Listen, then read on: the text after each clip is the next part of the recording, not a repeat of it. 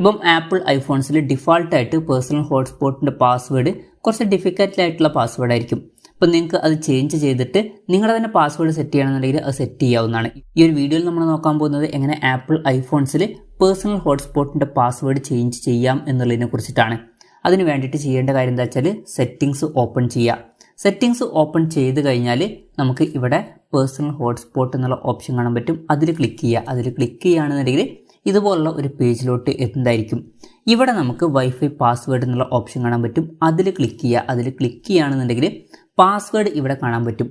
ഇനി പഴയ പാസ്വേഡ് ഒഴിവാക്കിയിട്ട് പുതിയ പാസ്വേഡ് എൻ്റർ ചെയ്യാനാണെന്നുണ്ടെങ്കിൽ പഴയ പാസ്വേഡ് ഒഴിവാക്കുക, എന്നിട്ട് നിങ്ങൾക്ക് ഇഷ്ടമുള്ള പുതിയ പാസ്വേഡ് ഇവിടെ എൻ്റർ ചെയ്ത് കൊടുക്കുക.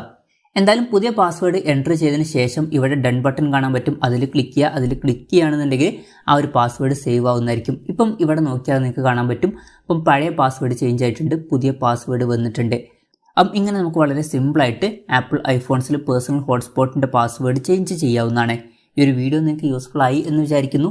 എന്തായാലും ഈ ഒരു വീഡിയോ പറ്റിയിട്ടുള്ള നിങ്ങളുടെ ജെന്യുവൻ ആയിട്ടുള്ള അഭിപ്രായം ജസ്റ്റ് ഒന്ന് കമൻറ്റ് ചെയ്യുക. അതുപോലെ തന്നെ ഇതുപോലുള്ള വീഡിയോസ് ഇനിയും കാണാൻ താല്പര്യമുണ്ടെന്നുണ്ടെങ്കിൽ ഈ ചാനൽ സബ്സ്ക്രൈബ് ചെയ്യാവുന്നതാണ്.